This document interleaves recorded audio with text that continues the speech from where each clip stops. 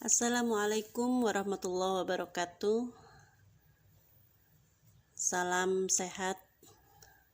Semoga kalian berada dalam lindungan Allah Subhanahu wa taala. Kali ini materi bahasa Arab kelas 9 masih menerangkan tentang materi bab 2, beranjak pada pertemuan ketiga. Pembahasan yang akan dijelaskan kali ini adalah bagian at-tarkib, yaitu susunan tata bahasa mengenai isim kana wa akhwatuka dan khobarnya.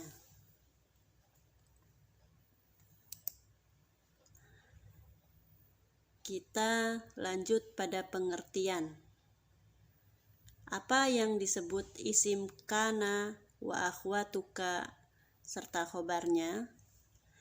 Isim kana dan saudaranya, kana wa akhwatuka itu adalah kana dan saudaranya. Isim kana dan saudaranya adalah mubtada yang telah dimasuki huruf kana dan saudaranya. Nah, isimnya itu adalah mubtada.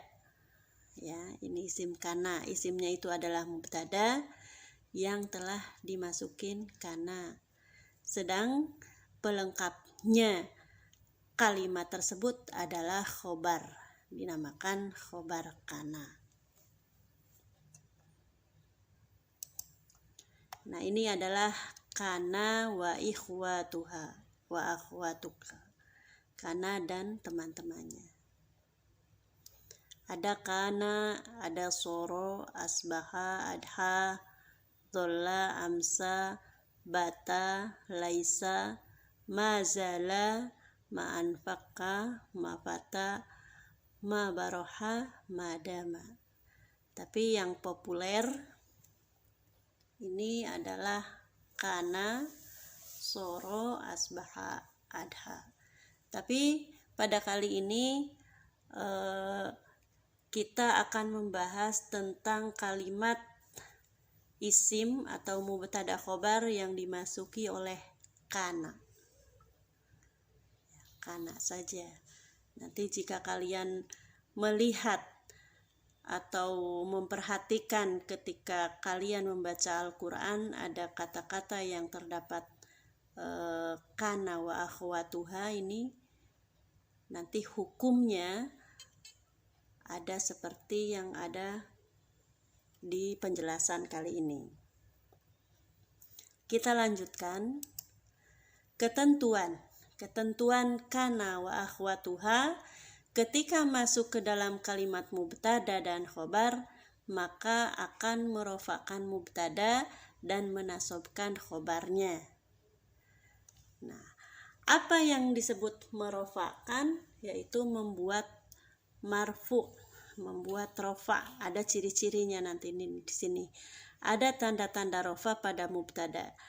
Jika pada isim mufrad kalimat tunggal, maka tanda rofanya adalah domah pada akhir, pada harokat akhir. Ya. Kemudian jika pada kalimat yang berjumlah dua atau yang disebut musanna, tandanya adalah alif dan nun. Pada isim jama atau kalimat yang banyak, ya, kalimat yang lebih jumlahnya dari dua, itu tandanya wawu dan nun. Ini tanda rofa. Kemudian ada tanda-tanda nasob pada khobar. Karena kalau misalkan mubtada telah masuk ke dalam telah dimasuki kana, maka ini mubtadanya jadi rofa dan khobarnya jadi nasob. Ya. Maka nasob pada khobar tandanya fathah pada harokat akhir jika kalimat tersebut tunggal, mufrad. Ya dan nun pada isim musanna. Ya dan nun pada isim jama. Walaupun di sini tandanya sama tapi pembacaannya berbeda. Jika pada isim musanna sebelumnya itu fathah, pada isim jama sebelumnya itu adalah kasroh. Kita lanjut lihat contohnya.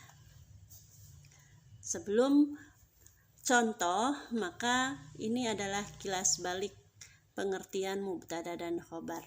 Apa itu mubtada, apa itu khobar? Ini sebelum dimasuki kana ya. Mubtada adalah isim yang marfu yang terletak di awal kalimat. Nah, bisa juga disebut subjek. Kemudian khobar adalah setiap kata atau kalimat yang menyempurnakan makna mubtada. Jadi kalau ada mubtada itu penyempurnanya adalah khobar. Seandainya tidak ada khobar, maka sebuah kalimat yang menjadi mubtada tadi tidak akan bisa dipahami maksudnya. Nah, ini ketentuan mubtada. Ya, ada ketentuannya mubtada. Setiap mubtada harus marfu dan pada umumnya mubtada itu terletak di awal kalimat. Secara umum mubtada itu juga ma'rifat. Ma'rifat itu sudah diketahui. Misalkan kamu akan menyebutkan masjid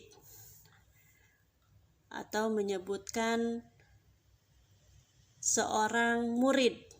Nah, seorang murid itu laki-laki atau perempuan, kamu sudah mengetahui siapa. Seorang murid itu pintar, misalkan. Nah, siapa yang murid itu pintar, kamu sudah bisa membayangkan si murid tersebut. Ya, sudah bisa, oh murid yang itu yang pakai baju hijau, misalkan dalam bayangan seperti itu. Nah, itu sudah ma'rifah, sudah kamu ketahui. Bukan nakiroh. Nakiroh itu kebalikan dari ma'rifat, belum diketahui. Nah, tandanya ma'rifat itu biasanya ada alif lam. Dalam mubtada ini yang bukan nama orang. Bisa juga kalau mubtada itu bisa dari isim domir, isim isyarah, atau nama-nama orang itu tidak ada alif lamnya kalau seperti itu. Nah, ini ada alif lam itu pada kalimat isim kata benda yang secara umum. Nah, ini ketentuan khobar. Khobar itu harus sesuai dengan mubtada. Di dalam jumlahnya tunggal, apa jumlahnya 2 atau banyak. Kemudian khobar juga harus sesuai dengan bentuk jenis, mudzakkar atau muannas. Mubtadanya mudzakkar, maka khobarnya juga harus mudzakkar. Mubtadanya muannas, maka khobar juga harus muannas. Sama seperti ini. Mubtadanya mufrad, maka khobarnya harus mufrad dan seterusnya. Selanjutnya adalah contoh kalimat.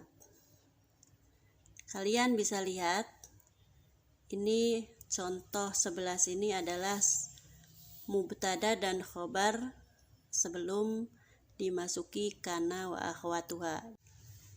Sebelum dimasuki kana, ini adalah kedudukannya sebagai mubtada dan khobar. At-talibu mahirun. Murid itu pandai. Murid laki-laki itu pandai. Satu orang. At-talibani mahirani. Murid laki-laki 2 orang itu pandai dua-duanya.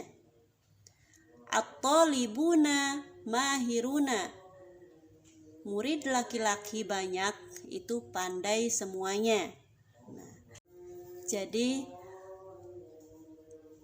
khobar itu selalu mengikuti mubtada. Jika mubtadanya mufrad, tunggal, maka khobarnya juga harus mufrad. Jika khobarnya mubtadanya musanna, jumlahnya 2, maka khobarnya pun sama. Nah, ini contohnya ya. Tolibani mahironi, ini jumlahnya 2. Tolibuna mahiruna, ini jumlahnya 3 atau lebih. Tolibatu mahiratun. Nah, ini muannas ya. Banyak tapi muannas, jama muannas. Kalau mufrad muannas tinggal yang ini, at-thalibatu mahiratun. At-thalibatu mahiratun. Ini kalau mufrad muannas. Mufrad tapi bentuk jenisnya perempuan. Kalau yang dicontoh ini laki-laki ya.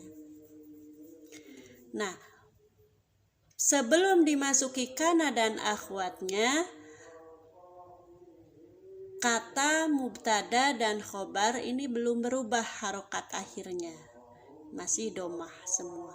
Nah, setelah dimasuki kana, misalkan kana masukin ke dalam kata ini, at-thalibu tetap rofa dengan domah, mahirunnya berubah menjadi nasob dengan harokat fathah atau tanwin fathah. Ini jika mufrad, jika tunggal katanya. Tapi jika musanna, jika dua, maka mahironi diganti dengan ya nun, tapi sebelumnya itu harokatnya fathah. Mahiroini, dari mahironi jadi mahiroini setelah dimasuki kana. Kemudian at-thalibuna mahirun, setelah dimasuki kana menjadi at-thalibuna, at-thalibunya tetap jadi mahirun menjadi mahirina. Nah, kalau yang jama muannas tinggal mengganti kana at-thalibatu mahiratun jadi mahiratin, tanwin di kasroh ya. Bagaimana jika muannas, misalkan at-thalibatu mahiratun dimasuki kana, maka kanat, di sini ada ta sukun, kanat at-thalibatu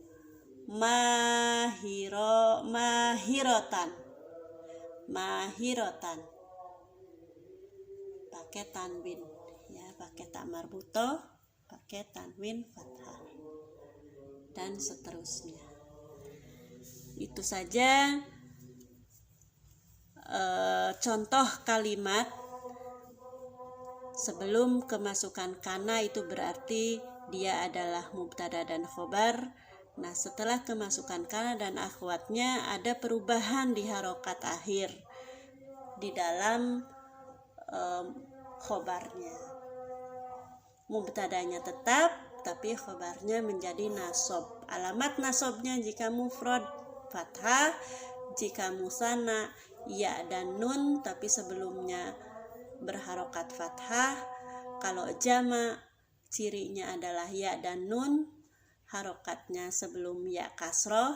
Kemudian kalau jama muannas pakai kasroh.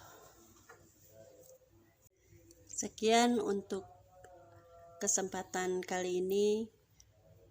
Syukran katsiran bihudurikum. Wassalamualaikum warahmatullahi wabarakatuh.